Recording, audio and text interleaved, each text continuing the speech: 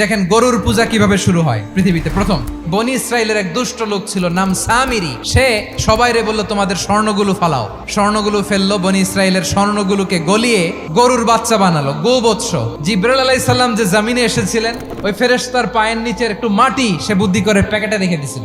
স্বর্ণ দিয়ে বানানো গোবৎস গরুর বাচ্চার গায়ে যখন সেই মাটি ছুঁড়ে দেয়া হলো, এখন বাছুরের ভেতর থেকে ভ্যাঁ ভ্যাঁ আওয়াজ আসতেছে। কি আসতেছে? সবাই তো অবাক। সামিরি বলে, আরে তোমরা যে 70 জন দিয়ে মুসা আলাইহিস সালাম রে পাঠাইছো ওইদিকে, এত ঘুরতেছে, আল্লাহরে খুঁজে পায় না, আল্লাহ তো এটার ভিতরে ঢুকছে। নাউজুবিল্লাহ, এটার ভিতরে সেজদা দাও। এই সেজদা দিয়ে গেল।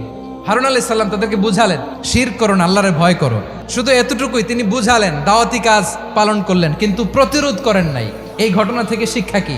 শিক্ষা হচ্ছে আপনি শিরকের আড্ডাখানা দেখলেও বৃহৎ স্বার্থে তাওহীদের দাওয়াত দিবেন, প্রয়োজনে আপনি ঐক্য নষ্ট করবেন না। সুবহানাল্লাহ পড়বেন না?